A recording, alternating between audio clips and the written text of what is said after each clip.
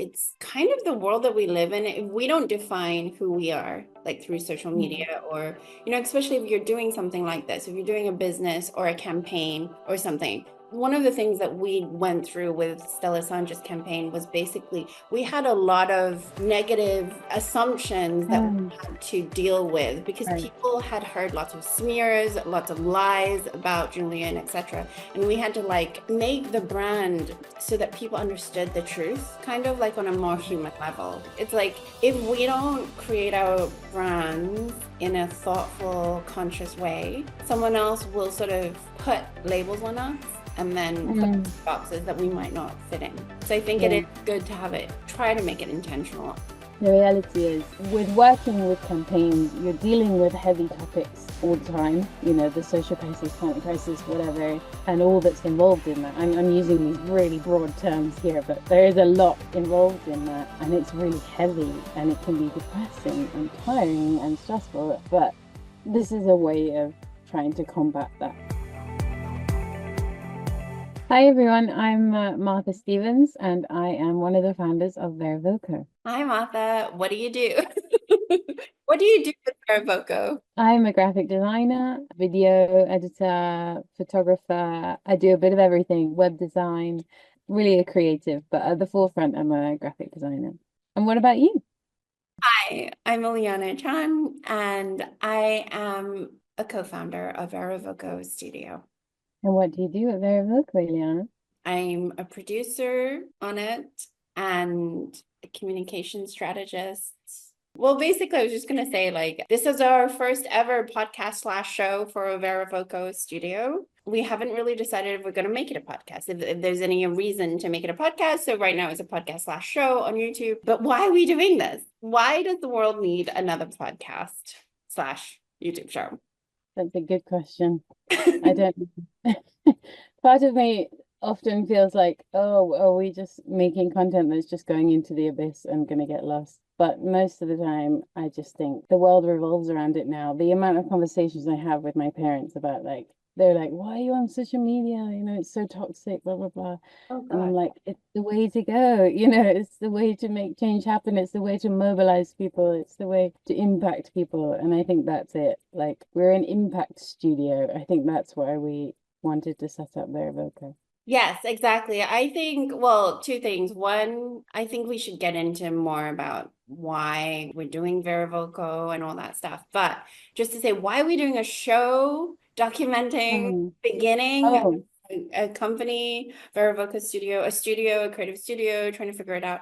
And I think part of it is like, it's not just vanity, even though it feels that way. And we're both a little bit shy-ish, even though I might not come across as shy, but I always feel so awkward. But why do we want to do this? I think, first of all, we've had experiences that have been like lightning fast in the past 1.5 to 2 years. And I just feel if we documented those things that we had learned along the way, first of all, really interesting what we were faced with, really unique experiences. And two, I just like the idea of having something accountable, documenting a journey and having it accountable so that we can actually see where we're progressing, what we need help with.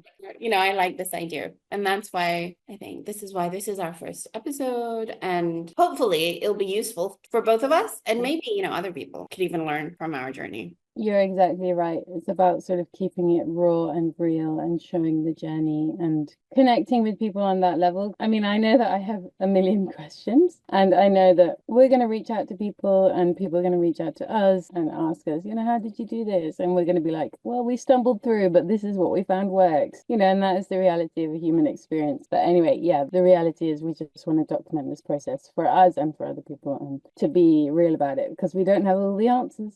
You were saying just now that social media is toxic, or at least that's the perception of it. So how did you get here? Okay, if I go right back to the beginning, I studied landscape architecture at Edinburgh University. And I did that because I've always been passionate about people and nature and how people interact with the natural world and design and creativity and sort of those two connecting, and landscape architecture just sort of fell out of that. So I studied for 5 years. I worked in practice for 4 years. And then I I just realized it wasn't having the impact that I wanted it to. The reality was I was working in a corporate business. They just care about money at the end of the day. And, the businesses we were working with were just trying to slip through, doing the minimum possible to make a sort of a project that was environmentally friendly and usable by people and educational. And I just thought, this is not what I signed up for. So I made the radical decision to leave that, which was radical because my parents were always proud that I went to university, and me and my sister, it was like, yes, you're on the right path, you're on the logical path of making good money and blah, blah, blah. But I was so unhappy in my last year of work. And the other thing was I worked for a lovely business with lovely people, and like I can't fault them for that. It was really, really nice. So I was comfortable in that sense. So that kind of made it even harder. But anyway, yeah, I left and I just thought, what can I do with my skills? I'm still passionate about people and the environment and the planet. And sort of in that time, I also got involved in activism with Extinction Rebellion and a couple of other causes. And I started to realize the impact that you can have with social media and on the ground actions and things like that. And quite quickly, my sort of creativity and design work started to go into sort of social media and marketing actions and just trying to empower people. I guess the reality is that it is marketing. You're trying to sell an idea, you're trying to sell a positive future, you're trying to engage people to take action on all the social crises that we're facing and environmental crisis. And it just sort of fell out of that, really. I just used the skills that I learned at university and my passion, and it just kind of happened. And now I'm on this path. And then I met you. So I won't jump into that straight away. Maybe you want to introduce yourself. So my background is in like acting, directing, filmmaking type of thing. And I was always a little bit, I mean, still a little, I don't love, this is ironic considering our 2-year journey, but I don't love social media, and I really, really hated it before. I really hated it before. Then I met Stella Sange, and this is how we met. I met Stella. I really believed in what she was doing. She was like kicking us on Twitter, and she was doing really great public appearances and stuff like that. But you could really see that she would greatly benefit from a multi-platform social media campaign. Like that was clearly obvious because her goal was very clear: free her husband, Julian Assange, right? Like that's a very clear goal. And we just needed as many people as possible to know about what was happening to him and how it affected all of us and etc. So obviously social media just really works for that simple message. And we actually achieved our goal, that's amazing. But that is how we met, because as I was starting this, helping her with the Instagram and stuff like that, it was just like a thing of, I want a graphic designer because, Instagram's like a visual medium. And hello, I found you. We just worked, we just really gelled as a team, I think. I mean, obviously, there's not one way to do social media, but when it's something like activism, something where a lot of times the messaging can feel really daunting, for that campaign, it really boils down to just free Assange because, Yeah. it's very simple, really. But the thing was, there was so much history, there was so much context and blah, blah, blah. And it really Yeah. complicated things. And plus, it was being overcomplicated for a reason. And I feel like all activist spaces are kind of like that. Like anything that you believe in, like if it's like Free Palestine, for example, something so simple and obvious that it should be, is just like complicated by the propaganda machine that we're having to deal with. Like, I think what made us work so well together too, like almost immediately, was just like, we wanted to launch at a specific date, which was basically like a week from when we met or something Yeah. crazy. We're like, we're going to launch her Instagram. We're relaunching her Instagram. We're da da da. And it was just like, how do we do this in the most efficient, quick, but resonant way? We wanted it to be emotional. We wanted it to move people, but it was about like solving a problem. How do we launch here again and move people, make it personal and yet informative? Yeah, all these things. And that was the beginning of our super team. If I say Yeah. so myself. Yeah. No, I think you said it exactly. I mean, obviously, I feel exactly the same with you. I always thought that social media was so toxic and people sharing their lives and everything. But actually, I've seen the beautiful side of it, which is showing your life in order to connect with people, in order to tell your story, your unique perspective, and connect with people on that level and different generations of people. You know, these days it's not just younger generations that are on social media, it's almost everyone. Almost everyone's being forced to do it. But yeah, that was the thing about Stella, was that we were trying to mobilize large amounts of people because that was the thing that we felt that they were lacking, was like public support. And also because as much as you say like the message was simple, which was free Assange, people were sort of like, but what does that really mean? You know, what is press freedom and stuff like that. So we were sort of doing these, we were trying to explain these quite complex topics and also engage people through Stella's life and showing that they have a family and, you know, all these things. And that is the beautiful side of social media. And we're trying to do that on our own. You know, we're trying to build our own platforms. We'll see how that goes. I guess we're leaning into our goals for 2025. Do you want to mention at all like your goals for 2025? You can talk about just your social media or your general life if you want. Real life. That will take way too long. Oh my God. Yeah. No. Well, yeah, I think the thing is, because we both started in this place where we didn't really like social media, and yet we really cared about the causes we were doing. Like you did XR Mm, social media as well, Extinction Rebellion, for people who don't know, social media as well, Instagram and stuff. We just came from a place of understanding we didn't know that much, right? Like in the beginning. And so we just like learning from other content creators and experts and tips and all these things. And again, we're faced with a different challenge, like our own personal social media, also VeraVoco as a creative studio. How do we market that? How do we get people to understand what that is and how that could help them, and da da da. So of course I've been doing so much research, like, watching YouTube videos from different creators and creator experts and all that. And I do feel that some of the things that have stuck out to me is basically, we're at the age of AI. So I think there's a thirst for genuine connection, authentic, genuine connection, genuine people. And so our focus is how do we grow VeraVoco Studios. It's really important for us to also grow our own personal brands. As funny as that mhm, is, like that's weird to think of yourself as a brand mm, still, but it's kind of important, I think, in this day and age in terms of social media, making it real and authentic to who you yeah. are and what you believe in. So my intention is to actually do my own social media in conjunction, have my own social media be part of the process of VeraVoco and growing it and Mm, experimenting and figuring out what works so that when we do work with other people, we can say, hey, we did this for ourselves. Because the thing with XR or Stella Assange is that they are names already. They were sort of yeah. established brands before we came on. And with Stella, it was just about showing what she already was, like showing Mm, all the parts of what she was already doing and who she was. And, whereas mm, this is totally different. I mean, I'm not a name, you're not a name, kind of. mhm. You're a name to me. You'll always be a name to me. But you know what I mean? So this is a really different type of challenge. So yeah, that's Yeah. where their intention is. But again, I used to dislike spreadsheets and now I'm like all in on spreadsheets.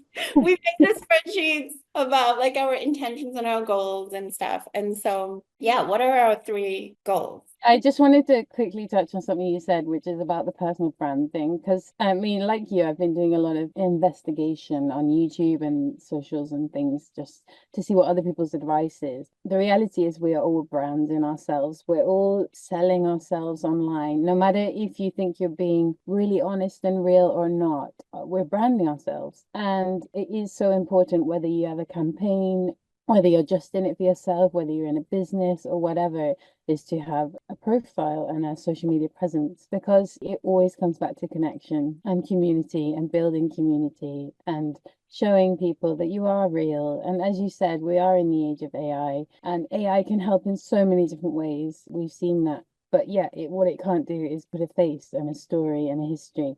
That's what I always look for when I look to new people and connecting with people is I want to learn their stories. So I sort of scroll back through their history and see where they started and look at all the cringy posts before they get all sort of nice and curated. But yeah, anyway, I think you explained that really well. And that's definitely our mission is to sort of tell our story, show who we are, show that we are humans behind this idea.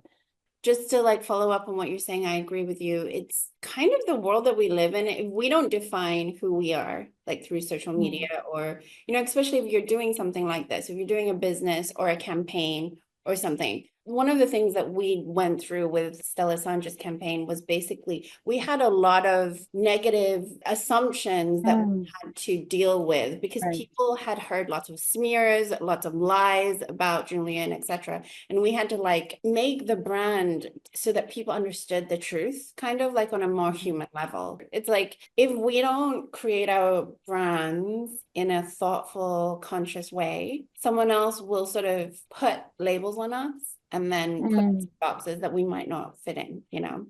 So I think it Yeah. is good to have it try to make it intentional. And I mean, that is going to be the challenge, I think, for my own personal stuff, because it Mm. is very exposing. It's very Yeah. vulnerable. You feel like an idiot and Yeah. I feel like an idiot. So, and like you were saying before, it's like we've talked about the vanity of it, the ego of it, because it feels egotistical. Mm. I don't think it's egotistical if you're not delusional about, I don't think we're delusional about what we can do, what we have been Mm. doing, etc. No. Hopefully other people will feel that too.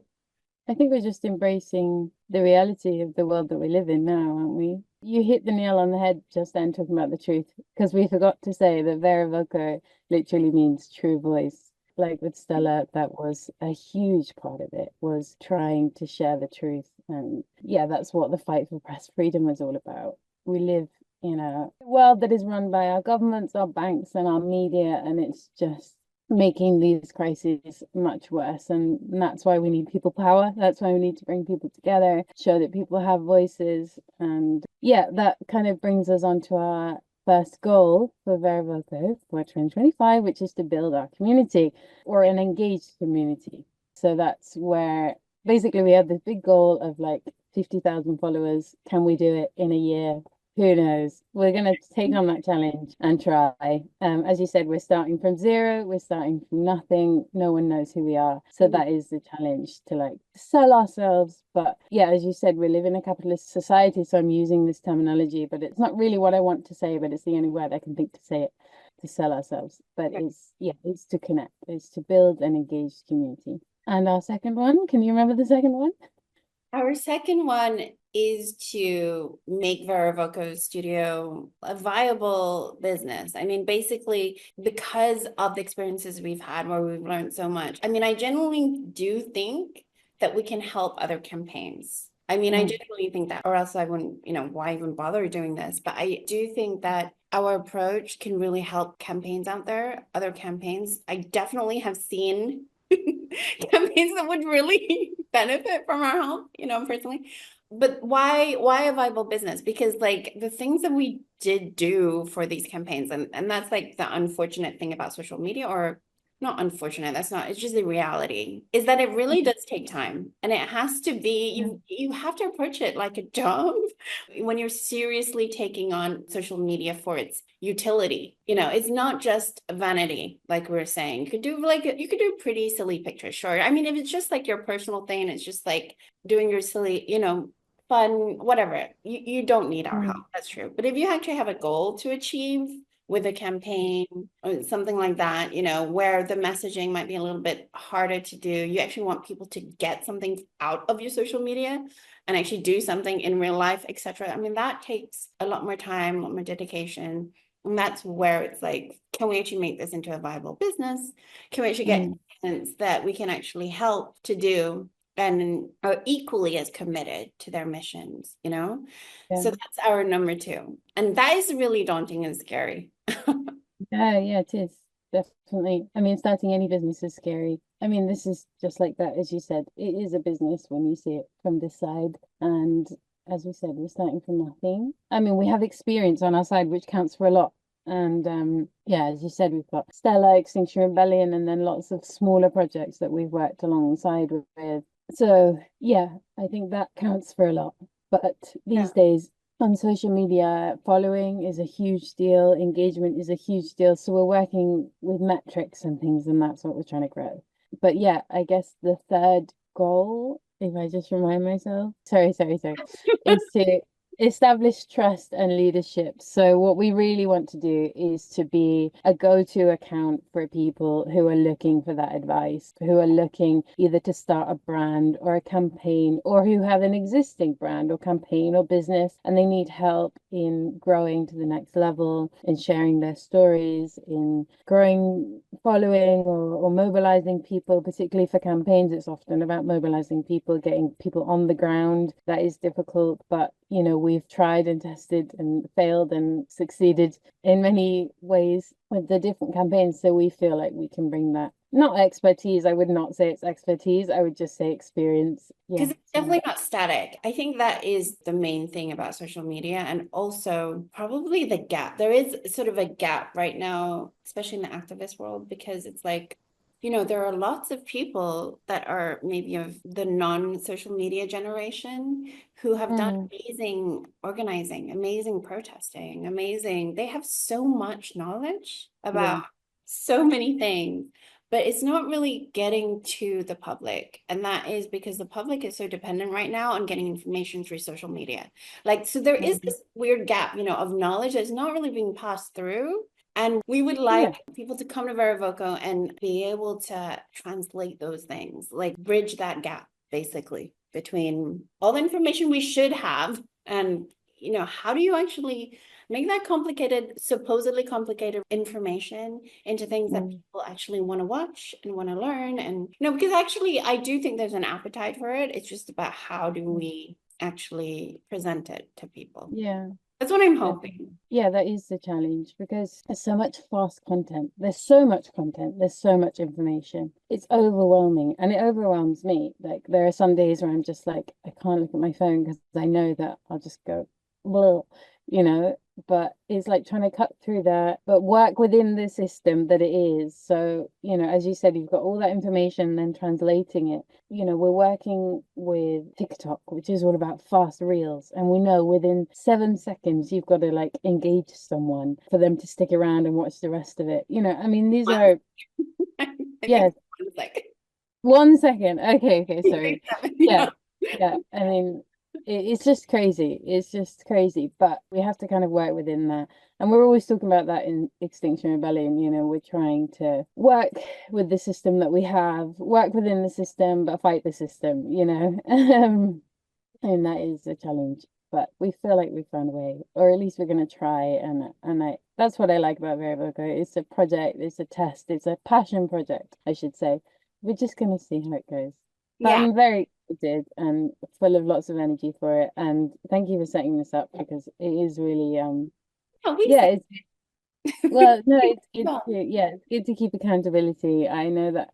I mean, the reality is with working with campaigns, you're dealing with heavy topics all the time, the social crisis, climate crisis, whatever, and all that's involved in that. I'm using these really broad terms here, but there is a lot involved in that, and it's really heavy and it can be depressing and tiring and stressful. But this is a way of trying to combat that pressure and that stress and finding like-minded people, creating content that really connects with people and, as we said, tells the truth. Simplifying processes, I think, as well, like because it can be really overwhelming. So even for ourselves, I think January we talked about what is this project going to look like for us in this Mm, first year. yeah. And January is about finding exactly what our branding is for VeraVoco. We have like amazing Yeah. Pinterest boards. So it's not like we're starting from scratch right now, but we have Yeah. amazing Pinterest boards. We have amazing ideas. We have our logos and stuff like that. But it's just like, how do we actually take all our ideas, which are great, and the amazing graphic design that you've done, Martha, and then just like narrowing it down into templates that actually work for things like visual hooks and all these different formats that you can have on social media, and trying them and see what actually works with this type of content. Because I mean, so many content creator experts are like, find your niche and see what other people are doing. And there are like, I think we can highlight a few accounts that are doing really well social media wise, like Mm, in this genre, which is like activism, social media type of yeah. thing. But also, I do think that it's sort of an underdeveloped a little bit part of social media. It's often not that cohesive. And so we can hopefully make it, try to help it along. You know what I mean? Like if we could be, that would be one of our goals. I mean, I think. But for January, Yeah. we have to figure that out for ourselves. Like, what is our branding? What is our looks? Like, what is our tone? Exactly. Mm, And we'll be sharing that in the social media so other people can also hopefully get something from it, like as in how they could do that for themselves and how they could do mm, that for themselves. Or they can also hire us to help them. That that's what we're going to be yeah. doing for January. So Yeah. I'm excited about that. For you, what is the three things that you are maybe finding like, should I say daunting or challenging? Should we start with something like that? Yeah.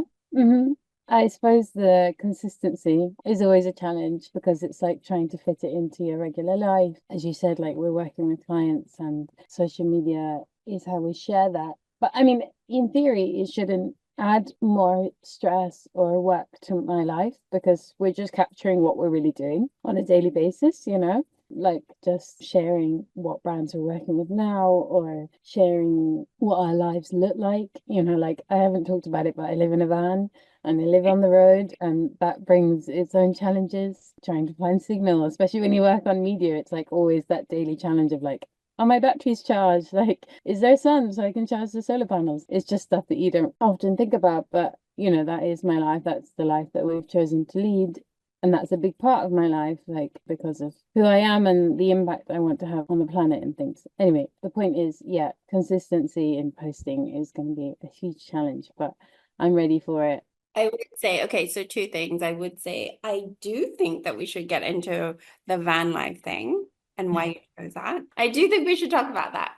But just before we get there, just to clarify what you're saying, I think you're identifying something really challenging generally about social media is it can lead to burnout, Mm, And I think the thing of it is that these apps are designed to be addictive. So that can be very, very draining. right. ADHD, draining, burnout. So I think one of the challenges this month, and I agree with that too for me as well, is basically that what are the systems that we can put in place that it is going to be manageable, that we can actually stay consistent. And one of them would be templates, but we will try, Yeah, which we haven't, yeah. By the end of this month, we should have that. I think yeah, that would be the goal to have that sort of thing. Templates and series. Okay, so what yeah. number two most challenging? The other thing is obviously like we're a creative studio. We want to work with clients, with campaigns. We're passionate about that. And that is a big challenge for January is how we can reach out to people, in Mm. what way we will reach out to people. We're obviously establishing our website right now and it's almost ready to launch, which we're excited about. And it's exciting because Will be launched when it this, will be launched. yeah. Oh, okay, okay. It's out. It's out. Yes, a good Uh, on our website. yeah. Because it shows examples of what we worked on. We've been talking a lot about projects that we worked on, and you can see it there, or some of what we've done. A lot of it's very diverse, but yeah, I think that is a big challenge for January. I mean, the reality is we're two self-employed people who are trying to start a business and make some money and help people and reach out to people. So yeah, in what ways we'll do that? Through email, through socials, whatever, we will, it used to be going around knocking on doors. I'm not sure we're quite going to do that because you're in Malaysia and I'm in Italy, but we'll find a way. And I think that, yeah, that's something that's going to fall out of January. Just to add on to that, like I think part of the real difficulty is just like we talked about this before, like we live in a capitalist society. It's a little uncomfortable because we don't necessarily agree with a lot of the capitalist elements of our Mm, society. However, on the flip side of that, like we're saying, social media is actually really time consuming. If you take it Yeah. seriously and you're consistent about it, it requires a lot of skill and effort and messaging, because it's like it's filmmaking, it's messaging, it's writing, it's graphics, it's all these things, it's timing, it's about emotions. It's really like filmmaking on a really mini scale. That's the part that's really difficult because a lot of people don't take it seriously. But you do need to respect yourself, your time, your own creativity, your skills, your technicals, everything, Yeah. and be paid in this because it's so, so easy, especially in the niche that we're most interested in, which I have to, Mm. like, I just have to clarify. Yes, our thing that we're most passionate about is working with campaigns and people that really want to make a difference in this world. They actually want to make this world better. Like, I know it's really corny to say, but we both actually really believe that. So that is our passion. Like, how do we do that? But we also work with small businesses, people that just want setting up their own branding, social media, their own small companies, stuff like that. But I would Yeah. say that within this organization, the space of protesting and resistance and social justice, these places, obviously is dependent on people power and volunteers and all those things, and rightly so. But at the same time, there are certain things that you do need to get paid for, even when you believe in that cause. And that is just a challenge in general, because you only have so much time in the day. You may really care about a campaign or a cause, and you would, and we have given a lot of time for free. But at the Yes. end of the day, like, how do you live? Like, you also need to have you also need to earn income. You also need to have certain boundaries and structures so that we don't burn ourselves out. Because it's so easy. Like, we have actually both done like 13, 15-hour days, like crazy Yeah. things, like in front of the computer, the whole time. Yeah. Get these campaigns off the ground. So yes, that's going to be one of the. Yeah, I mean, working with charities and things, I mean, quite often there isn't a lot of money, but we're so passionate about them, we're willing to do it. And that just shows that we are passionate and things. But yeah, it's not sustainable to live like that and to work like that. And there is a lot of work that goes into social media. And not just social media, but website, video making, and all of that. I mean, yes, there are ways to simplify it, make it a lot quicker. There are many people out there showing you tutorials, and we've looked at them all, and they are really valuable resources. But at the end of the day, the creative process, as we know, it is down to the individual, and a lot of it happens up here, and that takes time. I mean, that's what I love about it. I mean, as you say, we're both very creative people. I have been all through ever since I started, even though it's kind of evolved. That's where my passion lies. And yeah, it's just trying to simplify that. And that's definitely a challenge. Definitely a challenge for me to sort of make that process smoother and also to explain to people that process if they're trying to get into it. But I'm excited by that challenge. Maybe for the third thing that's challenging, I think, is the uncertainty. I think that's Mm, really challenging. Like, how long does it actually take to get mm, results? Obviously, we're going to check in every month. So we'll mm. have some sort of results at the end of January, whatever it Yeah, is, and we'll yeah, show it. But how long does it actually take to gain yeah, traction? The impatience yeah, of it, the insecurity of it, the vulnerability. That's challenging.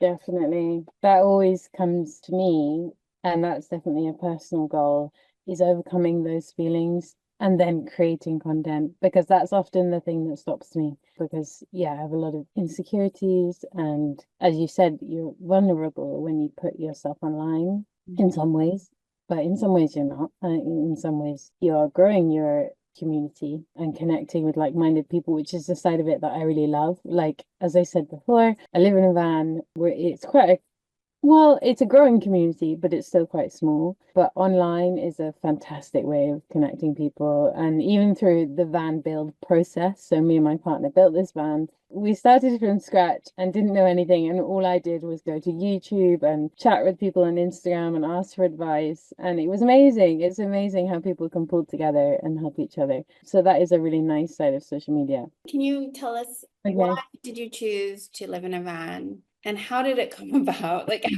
how is it even achievable? Because I think for a lot of people, it's a very daunting idea. It is daunting. I mean, as I said, I've always been passionate about outdoors. I camped a lot when I was younger. I did a lot of sort of, we had like things in the UK, like Duke of Edinburgh, where you do challenges and you have to camp out for a certain amount of days and stuff like that and like sustain yourself. And I always love those challenges. Sorry, how many that though? The maximum was 5 days. Yeah, it's not like extreme. It's not like SOS, anything like that. But yeah, I suppose that sort of planted the seed, is what I mean. And then, not that back then I thought about this at all. Part of the thing was COVID.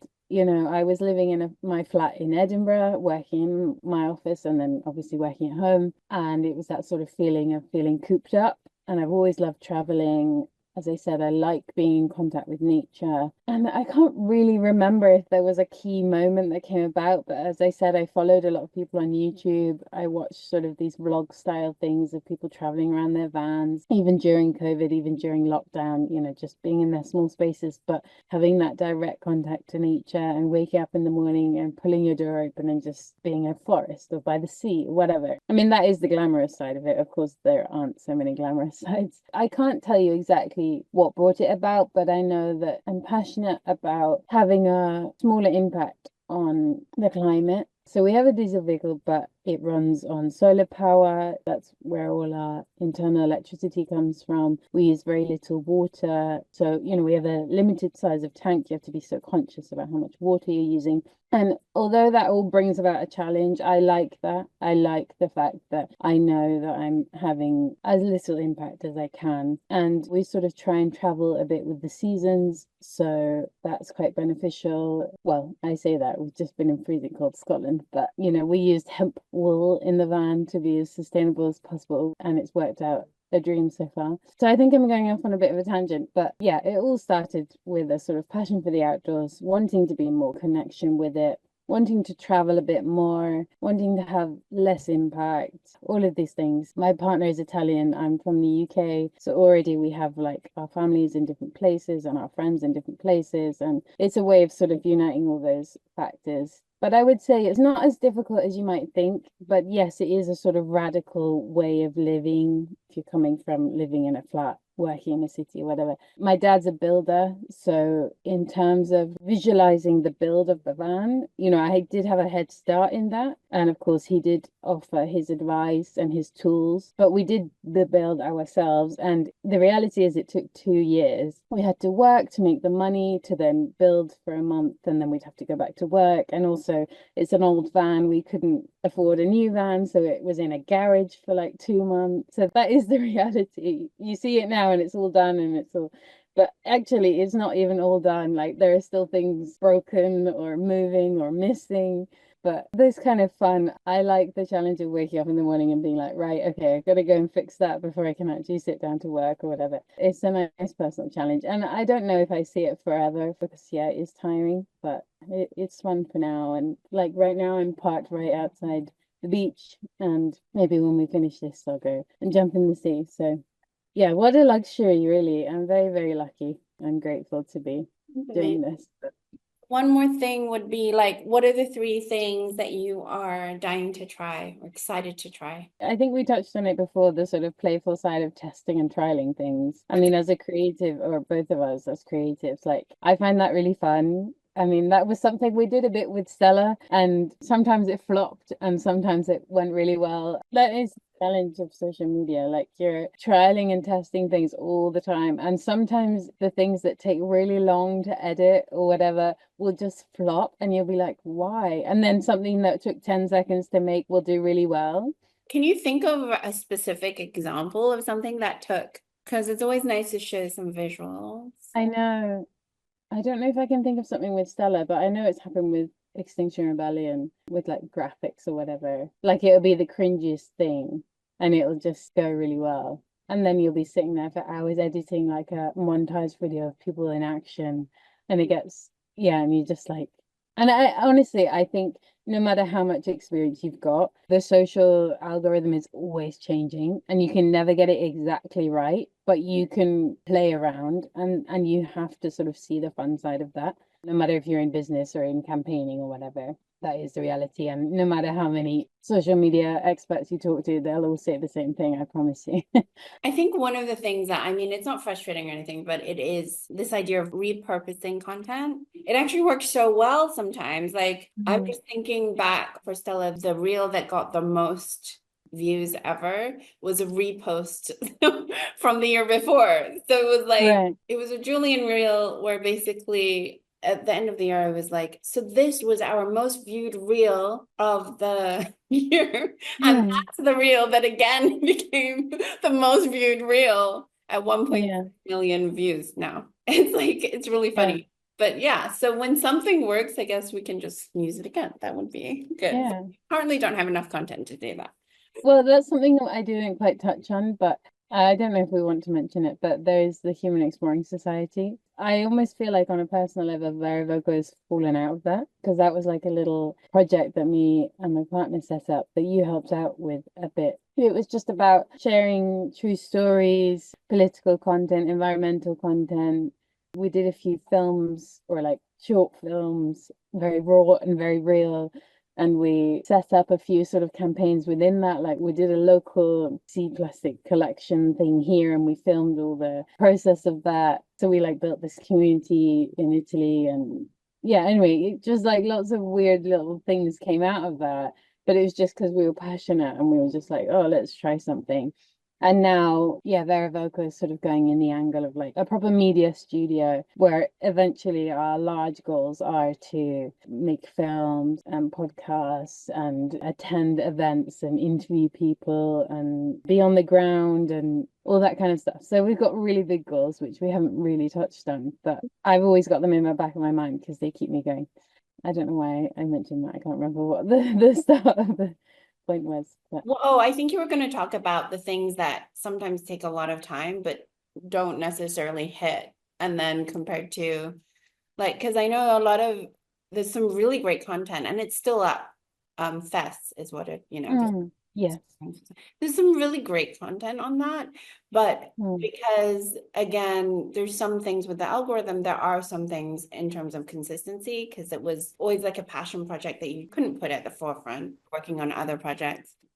What is the hook? I guess that's always the question when we're starting something that means a lot to us. But like, what is the hook that makes mm, it understandable for other people to get? yeah. That's a challenge. I think that is going to be the same challenge for the Voco, actually. Yeah, I think that's almost more important than what makes you unique is what is the hook. Because there are plenty of studios out there and things that I think are doing amazing work, but maybe we'll just do it in a slightly different way. But yeah, repurposing content definitely worth trying. You never know, as you said, like maybe the first time that Julian Reel went out, it just wasn't quite the right time. And then we tried it at a different date in a different month at a different time, and it went. And when it hits the algorithm right, then the algorithm keeps going, it's all trial and error, and that's the kind of fun of it, really. The downside is that sometimes you can get really depressed because you're like, I've just spent hours on this and it didn't hit. But anyway, you can't take it too personally. Yeah, and I think the biggest content creators will say that. It's like even when they have hundreds of thousands of followers, not every reel or every post is going to hit. It's not even necessary for them to get, Exactly. more followers or more views or whatever, because in the long Yeah. run, it's just consistency. We'll see. We will experiment, see if they're telling the Yeah, truth. we will. In We January, we'll shall. stuff at it. I just wanted to add this is that on a personal level, what I'm excited to do is to try and translate all of the different parts of my personality and my interests and things into a social media profile. I think that's definitely a challenge. I think at the moment, personally, I'm giving off the sort of van life thing, but there is a lot to me that I'm not talking about, or like the activism side of me, things that I'm passionate about. I don't talk about that a whole lot because there's a sort of fear that maybe I'll put people off, but I don't really want to live with that fear anymore. That is the truth, and that is my truth. And yeah, I want to share that. So I wanted to ask you, is there something that you haven't really sort of touched upon yet that you're excited to reveal about yourself? Well, I did start filming reels pieces to camera today. And I've Mhm. actually done that weirdly. I mean, because we have actually spent like almost the last 2 years soliciting pieces of camera from people, like Yeah. hundreds of people. So it's very ironic that I have not done one before. But I think it's important for me to just do that honestly, because otherwise, how are we going to show all these different sides of ourselves? I mean, I found that a challenge. So I thought, like, okay, I'll start with a reel stating that I'm going to be doing these, like my intention for the year. That's going to be a side of myself that I haven't really shown. But also, I think that because I have another YouTube channel, Empire Watch, Mm. and a podcast with journalist and co-founder of No Cold War, Fiona Edwards. And that is a geopolitical podcast. So it's very serious. It is very serious because it's a very serious topic. And my challenge always is, how do we actually translate very serious topics for people? I mean, it affects everyone's daily lives, really, geopolitics, without a lot of people understanding that. A lot of people think it's not connected. They might be interested in domestic politics, and then they might not get that there's a correlation with foreign policy and domestic. They might not get the correlation. So I'm always Mm. interested in, like, how do we make it more palatable? How do we make it more accessible? But that channel, Empire Watch, is not necessarily appropriate, I think, to bring maybe my more goofier side to things, Mhm. or my certain brand of humor to it. Mhm. So that's going to be a challenge for me. Can I actually get a tone that Yeah. is understandable for people, or is it just going to be really annoying? To be fair, I think you're inevitably going to be annoying to someone. Like, there's no way, I'm not you, the universal you, not you specifically, Samantha. But yeah, like, just in general, we are always going to be annoying or trigger somebody generally. Yeah. Like, cannot possibly be likable to everyone, or even likable. I don't know. Speaking Mm. for myself.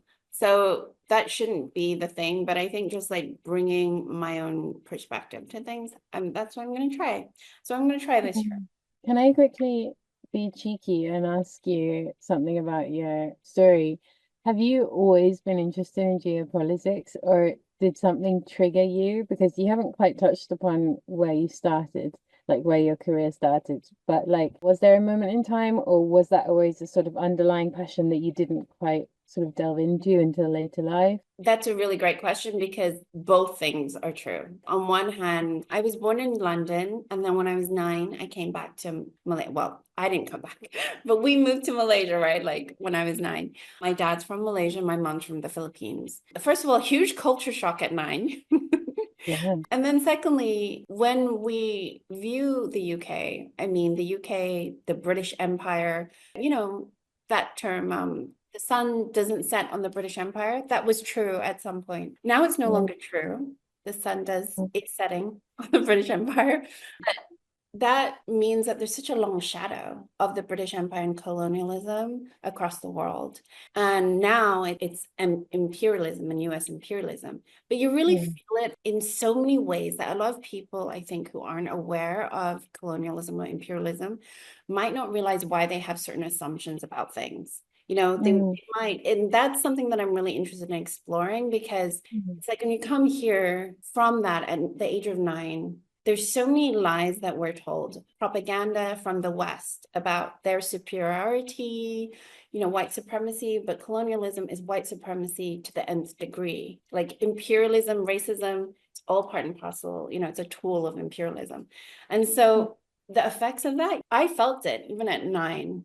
The way that people would respond to my accent just made me very uncomfortable. And, it was a very difficult, I mean, I'm very privileged, okay? I'm not saying it was like extremely traumatizing or anything, but it was a difficult transition for me to make as a child.